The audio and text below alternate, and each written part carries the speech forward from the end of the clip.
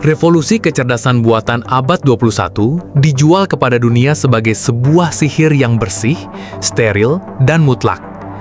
Perusahaan-perusahaan raksasa di Silicon Valley atau lembah Silikon memproyeksikan citra yang megah bahwa miliaran baris kode biner, sirkuit silikon, dan algoritma matematika kini telah hidup.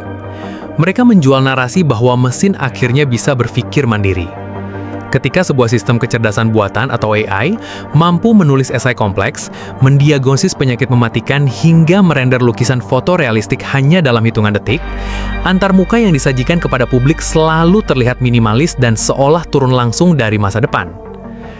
Namun, di dalam ruang retrospektif, kita tidak akan terbuai oleh etalase pemasaran yang mengkilap itu. Kita akan membongkar kebohongan terbesar dari industri triliunan dolar ini. Kenyataan yang disembunyikan rapat-rapat oleh para arsitek teknologi ini adalah kecerdasan buatan itu sebenarnya buta, tuli, dan sama sekali tidak memiliki akal sehat.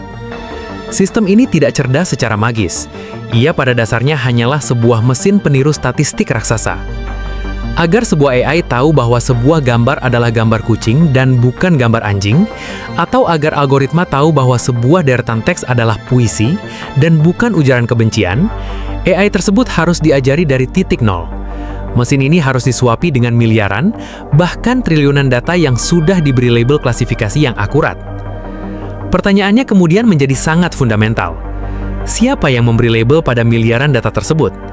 Siapa entitas yang secara manual memilah setiap foto, teks, dan video di internet agar mesin ini bisa belajar? Jawabannya bukanlah sekumpulan superkomputer yang canggih. Jawabannya adalah manusia. Di balik layar putih yang bersih dan logo korporasi raksasa, beroperasi sebuah pasukan tak kasat mata yang terdiri dari ratusan ribu pekerja kalah biru. Di dalam industri ini, mereka dijuluki dengan sebutan yang sangat sinis, ghost workers atau pekerja hantu. Mereka adalah tulang punggung sesungguhnya yang menopang seluruh keajaiban revolusi AI, namun keberadaan mereka sengaja dihapus secara sistematis dari brosur-brosur publikasi. Untuk melihat skala eksploitasi ini secara utuh, kita tidak bisa mencari di kantor-kantor megah berlapis kaca di California. Kita harus memalingkan pandangan kita jauh ke selatan, ke negara-negara dunia ketiga di mana nilai tenaga kerja manusia sangatlah murah, dan perlindungan hukum terhadap buruh nyaris tidak eksis. Kita akan bergerak menuju gedung-gedung usang di Nairobi, Kenya, menelusuri perkotaan padat di India, hingga ke bilik-bilik sempit di Filipina. Di sanalah keajaiban AI benar-benar dirakit dan dipoles, bukan oleh ilmuwan jenius bergelar doktor, melainkan oleh tangan-tangan penduduk lokal yang dibayar dengan upah kurang dari $2 per jam. Dan pekerjaan yang harus mereka lakukan jauh lebih mengerikan dan merusak jiwa daripada sekedar duduk menatap layar komputer. Mereka secara harfiah dijadikan sebagai tameng hidup untuk menyerap seluruh racun dari internet, hanya agar mesin AI yang digandrungi oleh masyarakat modern tetap terlihat suci, pintar, dan bermoral.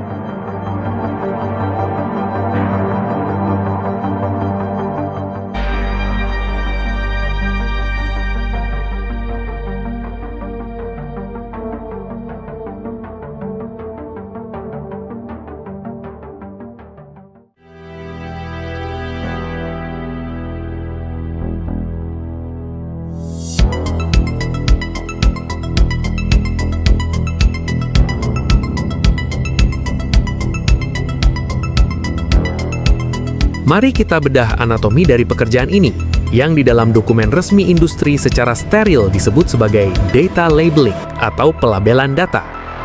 Bayangkan sebuah AI pendeteksi konten yang digunakan oleh mesin pencari atau platform media sosial raksasa. Agar AI tersebut menjadi cukup pintar untuk memblokir konten kekerasan ekstrim, pornografi ilegal, atau penyiksaan secara otomatis, mesin tersebut harus melihat contohnya terlebih dahulu. Masalahnya, internet adalah tempat penampungan sampah dari segala bentuk kegilaan, kebejatan, dan kejahatan umat manusia. Seseorang harus turun ke dalam gorong-gorong digital tersebut untuk menyortir lumpurnya. Disinilah para pekerja hantu dimasukkan ke dalam ruang penyiksaan psikologis tanpa jeda. Perusahaan-perusahaan teknologi raksasa di Amerika tidak pernah mempekerjakan mereka secara langsung. Mereka menggunakan outsourcing companies atau perusahaan alih daya pihak ketiga sebagai perantara, sebuah taktik lepas tangan agar korporasi utama tidak bisa dituntut secara hukum.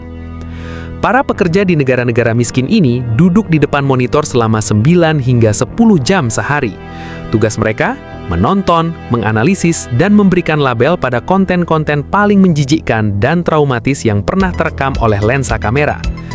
Dalam satu hari kerja, seorang pelabel data di Kenya mungkin harus memutar ulang video pembunuhan kartel tanpa sensor, pelecehan ekstrim, kecelakaan lalu lintas fatal, hingga mutilasi. Mereka tidak boleh memalingkan wajah. Mereka harus menontonnya secara detail untuk memberi label apakah video tersebut masuk ke kategori kekerasan berdarah, penyiksaan, atau terorisme. Mereka melakukan ini beratus-ratus kali dalam sehari. Ketika seorang pengguna di negara maju meminta AI untuk membuat gambar pemandangan yang indah, AI tersebut bisa menghasilkan gambar yang aman, karena puluhan ribu orang di Afrika dan Asia telah terlebih dahulu menyaring jutaan gambar pemenggalan dan kekerasan agar tidak masuk ke dalam algoritma generator gambar tersebut. Apa harga yang harus dibayar untuk proses pembersihan ini? Otak manusia tidak dirancang untuk mengkonsumsi teror visual secara beruntun selama berbulan-bulan. Laporan dari jurnalis investigatif independen mulai menemukan sebuah epidemi psikologis yang mengerikan di kalangan pekerja hantu ini. Mereka mengalami post-traumatic stress disorder atau gangguan stres pasca trauma tingkat akut yang setara dengan tentara yang baru pulang dari zona perang aktif. Mereka kehilangan kemampuan untuk tidur tanpa mengalami mimpi buruk yang parah. Mereka kehilangan kemampuan untuk merasakan empati. Sebagian dari mereka mengisolasi diri dari keluarga, menderita depresi kronis, dan tidak sedikit yang akhirnya memilih untuk mengakhiri hidup mereka sendiri. Dan apa harga yang dibayar oleh perusahaan bernilai triliunan dolar ini untuk jiwa-jiwa yang hancur tersebut? Gaji yang bahkan tidak cukup untuk menyewa apartemen yang layak di kota mereka sendiri, ditambah dengan non-disclosure agreement atau perjanjian kerahasiaan yang sangat mengikat. Jika mereka berani berbicara kepada media tentang apa yang mereka lihat di layar, mereka akan langsung dipecat dan dituntut secara finansial. Mereka dibungkam secara hukum. Industri AI secara parasitik memanen kewarasan manusia di negara-negara miskin, mengubah trauma mereka menjadi deretan kode biner yang bersih, lalu menjualnya kembali ke negara-negara kaya sebagai sebuah produk inovasi yang revolusioner.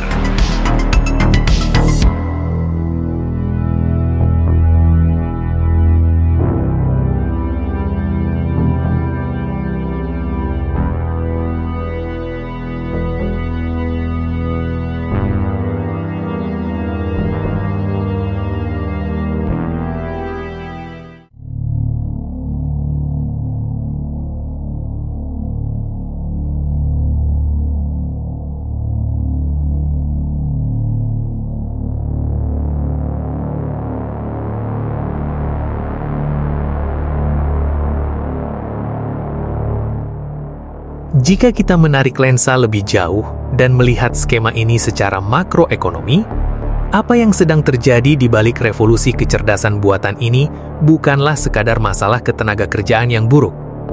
Ini adalah bentuk baru dari penjajahan abad ke-21. Ini adalah digital colonialism atau kolonialisme digital.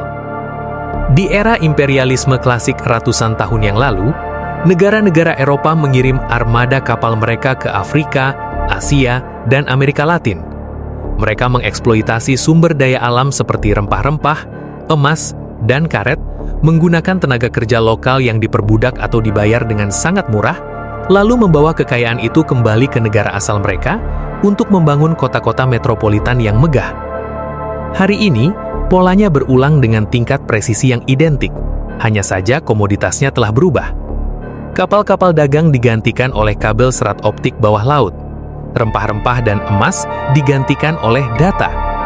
Korporasi teknologi raksasa memindahkan rantai produksi paling kotor, paling berbahaya, dan paling merusak mental ke negara-negara di belahan bumi selatan. Mereka mengeksploitasi keputusasaan ekonomi di negara-negara berkembang tersebut.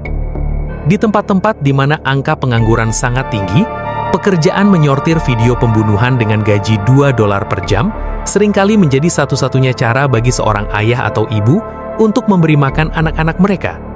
Sementara itu, semua nilai tambah finansial, semua hak paten bernilai miliaran dolar, dan semua keuntungan sahamnya mengalir deras secara eksklusif ke kantong para eksekutif dan pemegang saham di Silicon Valley. Kita dihadapkan pada sebuah paradoks distopia yang sangat gelap. Semakin pintar, semakin aman, dan semakin manusiawi sebuah kecerdasan buatan di mata publik, maka semakin banyak pula manusia sungguhan yang telah dikorbankan dan dihancurkan kewarasannya di balik layar. Etalase kecerdasan mesin ini dicuci hingga mengkilap menggunakan darah, keringat, dan trauma psikologis buruh-buruh yang disembunyikan dalam kegelapan. Jadi, pada saat Anda melihat mesin yang seolah-olah memiliki kesadaran, ingatlah satu hal. Anda tidak sedang berhadapan dengan sebuah entitas digital yang mandiri. Anda sedang melihat sebuah monumen raksasa yang dibangun di atas penderitaan ratusan ribu pekerja hantu. Anda sedang menikmati kemewahan sebuah sistem yang dirakit dari pecahan-pecahan memori manusia yang telah dirampas secara kejam oleh kapitalisme digital. Tidak ada keajaiban di dalam mesin, yang ada hanyalah manusia, yang terus-menerus dieksploitasi oleh manusia lainnya.